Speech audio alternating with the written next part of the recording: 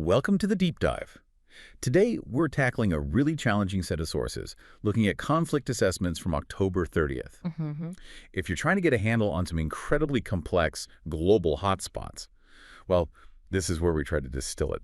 What we've pulled out today is quite something. It ranges from, high-level strategic moves right down to really gritty tactical details. It's a fascinating and honestly pretty sobering mix of information we've got here. The sources touch on three key areas, and our goal today is to make sure you really grasp the main takeaways from each. Okay. So first, there's this high-stakes game, almost like chess, with strategic nuclear signaling.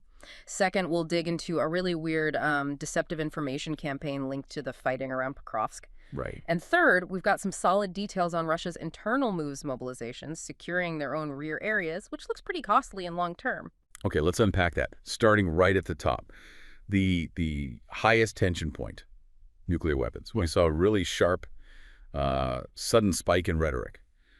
President Trump called for the U.S. to start testing its nuclear weapons again. I mean, that feels like a headline ripped from the Cold War. It really does. And our sources are pretty clear. This didn't just happen in a vacuum. Okay. Trump's statement seems to be a direct reaction, a response to some very public flexing by President Putin recently.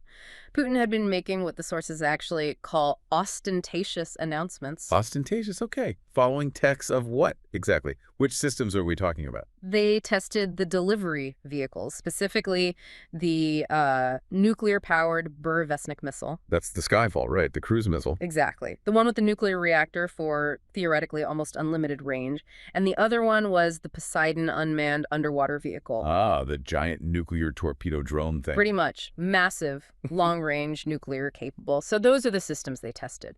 Okay, that certainly sets the stage. So Russia tests these provocative delivery systems, and then Trump calls for U.S. testing. It feels like a textbook escalation cycle, doesn't it? That's exactly how it looks. And the Russian goal here seems to have been maximum psychological impact. Kremlin officials were, the term used was flaunting these systems. Yeah, presenting them as these, ultimate doomsday weapons that should, in their view, make the West kind of bow down to Putin's demands. Right. But here's the really critical point. Russia tested the delivery systems. No actual nuclear warheads were detonated. Okay, that's important. Very important. But as soon as Trump suggested the U.S. might resume testing, Russian officials jumped on it. They basically said, well, that gives us a free hand to test our own nuclear warheads. So they're using the threat or the idea of testing as leverage. It's not about immediate military need. It sounds like it's about using rhetoric to shift the rules of the game. Precisely. It really makes you wonder, doesn't it? Do these leaders see arms control norms as, genuine tools for stability, or are they just levers to pull for political gain? When you start using the world's most dangerous weapons primarily as info-war tools, the risk of miscalculation just shoots way up. It reintroduces instability into something that's been, relatively stable, or at least dormant for a long time. That idea of arms control norms breaking down. Yeah. That's a huge shift. We definitely need to keep an eye on that. Okay, but let's shift focus down from the stratosphere to the operational level, where information itself feels just as weaponized. You mentioned Pokrovsk and a weird information effort. Yeah, this one's pretty blatant. A textbook Kremlin info up, seems like. Okay. The Russian Ministry of Defense, the MOD, they announced this unilateral micro-ceasefire. Very strange. A micro-ceasefire? What does that even mean in practice? Well, they said they'd pause fighting for just 5 or 6 hours near Kupiansk, Pokrovsk, and Myrnorad. But here's the kicker. The stated reason was to let journalists come in and see. Wait for it. Encircled Ukrainian forces. Hold on. They offered a ceasefire so the media could document a supposed Russian victory. That hasn't actually happened. That sounds like pure theater. Pure theater is right. Designed to project an image of inevitable victory, hoping to create this narrative that they're about to close a huge pocket. Right, create facts on the ground, or at least the perception of facts. Exactly. And we have to be crystal clear here, based on reliable assessments, like from ISW, Russian forces have not encircled Kupiansk, Pokrovsk, or Myrnorad. Not at this time. Oh. So this whole ceasefire announcement, it's fundamentally an attempt to falsely paint a picture. So panic, demoralize the Ukrainians, maybe make their Western backers nervous. Did anyone call it out? Interestingly, yes. Even a pro-Kremlin mill blogger, someone usually towing the line, admitted this was, and I quote, an unusual step in the Russian information war. Wow. An admission, basically. Pretty much admitting it's a psychological move, not a genuine military or humanitarian one. Okay, so that's the infowar layer, but then there's the actual tactical reality. And Ukrainian sources do say the situation in the Pokrovsk area is genuinely difficult. What's making it so tough for them on the ground? Yeah, the Ukrainians confirm it's a hard fight. Several things are complicating their defense. Sources mention relentless Russian infiltration missions, small groups trying to slip through, Okay. plus major Russian force concentrations.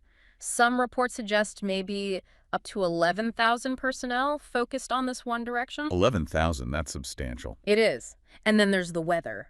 Classic autumn conditions, lots of rain. Right, the mud season. Exactly, Rasputitsa. It makes large-scale mechanized attacks difficult for both sides, really.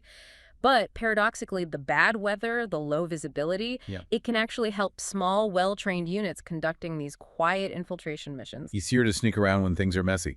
And I imagine drones are playing a huge role here, too. Oh, absolutely central. We saw a claim from one Kremlin-linked mill blogger, quite a bold claim, actually, What was it? that drone operators from the Russian Rubicon Center have basically achieved a kind of drone air superiority just in the Pokrovsk sector. Drone air superiority, meaning they control the local airspace with drones. Effectively, yeah. Interdicting Ukrainian supply lines, what the military calls GLOCs, ground lines of communication, So, roads, paths, anything used for resupply or movement.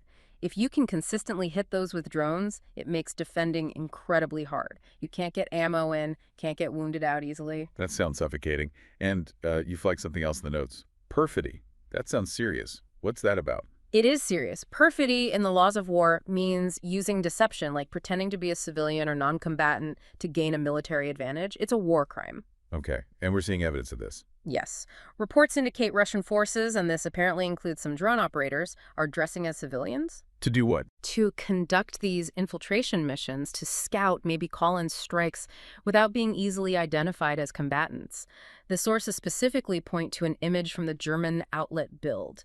It apparently shows a Russian soldier in civilian clothes operating inside a high-rise building in Pokrovsk. Wow, that just makes an already brutal fight even more, well, deceptive and dangerous. It really highlights the nasty, close-quarters nature of this urban fighting. Very corrosive. So, despite Russia throwing, 11,000 troops and claiming drone dominance, how are they actually progressing in Pokrovsk? Well, that's the interesting part. Even with all that pressure, the sources say the Russian rate of advance is still pretty slow. Really? Yeah, which says a lot about the Ukrainian resistance, how fiercely they're fighting. However, the Russians did recently make some gains. They managed to advance along the Donetsk railway line, sort of in central Pokrovsk. Okay. So it's grinding. Progress is being made, but slowly. The environment is just incredibly dangerous, very porous, dominated by drones, a constant attritional and frankly deceitful battle. Okay, let's pivot now. Turn our focus inward to Russia itself. This part, I think, could be really revealing about their longer-term strategy. You mentioned activating active reservists, but not necessarily for Ukraine. That's right. This is a really significant development. It shows Moscow is clearly recognizing and reacting to its own internal vulnerabilities, particularly from those Ukrainian drone strikes hitting deep inside Russia. Okay, so what are they doing? Russian authorities are actively recruiting advertising positions for citizens who already have some military training, the trained reservists, What kind of role? to form what they're calling mobile fire teams. And their specific job is protecting critical infrastructure inside Russia. Defense against drones. Exactly. The Yaroslavl oil refinery was explicitly mentioned as one site needing protection. These teams would presumably be equipped with anti-drone weapons, maybe guns, maybe jammers. We don't know the specifics yet. And you mentioned this seems costly. Are they offering big incentives? Very big, which tells you how seriously they view this threat and perhaps how much they value keeping these trained people available. The pay structure is detailed in the sources. Okay, break it down. All right, so a reservist gets a basic retainer, about 3,000 rubles a month, just for being on the active reserve list. Standard. Then they get 40,000 rubles a month, specifically for attending training sessions related to this new role. Right. Plus, and this is the big one, an additional 50,000 rubles per month paid directly by the facility they're protecting, like the refinery. So add that up. That's 93,000 rubles a month for part-time reserve duty focused on domestic defense. Exactly. 93,000 rubles. That's a very, very competitive salary in many parts of Russia, especially for something that isn't, frontline combat. So paying top ruble to keep trained soldiers off the Ukraine front line, Yeah. but using them to guard oil refineries at home, it sounds like a very expensive way to manage manpower, doesn't it? Yeah. What's the analysis say is the real goal here? Ah, the hidden intent. That's the crucial piece, according to ISW's assessment. Go on. While the authorities are publicly promising these reservists, don't worry, you won't be sent to fight in Ukraine, the analysis suggests something different. Which is? That the Kremlin is likely using this high pay, this structure, this mandatory training to basically keep these trained active reservists on a leash. On a leash how? To set the conditions so they can be mobilized for combat later when the Kremlin decides it needs them. They're paying a premium not just for current infrastructure defense, but to ensure they have easy access to and control over a pool of experienced manpower for a future wave of mobilization into Ukraine. So it's like a high-paid retainer program for future combat troops disguised as domestic security. That seems to be the assessment. A way to keep a ready pool without the political fallout of another huge overt mobilization right now, consolidating their best human resources effectively. That's quite a strategy. Genius, maybe, but definitely expensive. What about border security? There was something else mentioned, involving conscripts finishing their service. Yeah, that's another piece of the puzzle, showing a slightly different but related long-term view. This is happening in the Karelia Republic. Which now borders NATO because of Finland joining. Precisely, a much longer border with a NATO member. So what they're doing is forming volunteer squads. Okay. And these squads are being formed from conscripts who are just finishing their mandatory year of service, so they're moving into the inactive reserve. Got it. Not the highly paid active ones. Right. And these newly demobilized conscripts in their volunteer squads will work directly with the regular border guards along that Finnish border. What's the benefit for Russia there? The thinking seems to be that this gives these former conscripts really valuable, specific experience. They learn the terrain, the procedures, the likely challenges of that specific border area, knowledge that would be incredibly useful in any future hypothetical conflict or confrontation between Russia and NATO. So it's like a dual track. Pay the experienced active reservists a lot to protect vital assets now, and simultaneously train up the less experienced inactive reserves for long-term defense of the new NATO frontier. Exactly. It shows planning on multiple levels, addressing immediate internal vulnerabilities, while also preparing longer term for potential external threats along that expanded NATO border. Okay, let's quickly pivot back to the immediate conflict, the air campaign. Russia launched a truly enormous strike overnight, October 29th into the 30th. What kind of numbers are we talking about? The scale was just staggering. Russian forces launched over 700 projectiles towards Ukraine in one night. 700. Over 700. It included roughly 400 Shahed-type drones, the Iranian-designed ones. Okay, the bulk were drones. Yes, but also a significant number of high-end missiles. Kinzhal air ballistic missiles, Iskander ballistic and cruise missiles, and Kalibr sea-launched cruise missiles. Just a huge volume of ordnance. Against that kind of barrage, how did Ukrainian air defenses hold up? Remarkably well, actually, which really speaks to the ongoing improvements, likely thanks to Western systems and training. Okay. The Ukrainian Air Force reported shooting down 623 out of the 705 total air targets. That's a very high interception rate against such a mixed and massive attack. Still, some got through. What did they hit? Yes, the ones that got through hit important targets. Again, a heavy focus on energy infrastructure. DTEC, the big private energy company, reported hits on its thermal power plants. And this was the third major strike against DTEC facilities just in October. Third one. So persistent, systematic targeting of energy. Clearly. And they also hit residential areas. Tragically, in Zaporizhia city, strikes injured 5 children. Ugh. And finally, just quickly, this stuff isn't staying contained within Ukraine's borders, is it? Another incident in the Baltic Sea. In Poland. That's right. Another international spillover or potential friction point. For the second time in just 3 days, Polish fighter jets had to scramble to intercept a Russian aircraft over the Baltic. What kind of aircraft? An Il-20 reconnaissance plane. A spy plane, essentially. Okay. And the critical detail here, again, it's how it was operating. No registered flight plan submitted. Its transponder was turned off. Flying dark, basically. Did it enter Polish airspace? No, it didn't violate their sovereign airspace. But flying like that opaque, unannounced, and busy international air corridors right next to NATO territory inherently ramps up tensions. It forces NATO members to react, scramble their own jets, increases the risk of misidentification or accidents. It's provocative behavior. Okay, so let's try and pull this all together. Synthesizing this deep dive, we've really hit three major interconnected themes defining things right now. First, those strategic nuclear signals, the rhetoric around testing being used, it seems, as a political weapon, which is incredibly dangerous. Right, high-level signaling. Second, that weird micro ceasefire near Pokrovsk, pure information warfare, trying to shape the narrative while the actual ground fight involves intense drone warfare and even reports of Perfidy, Russian soldiers dressing as civilians. Yeah, the disconnect between the info war and the grim reality on the ground.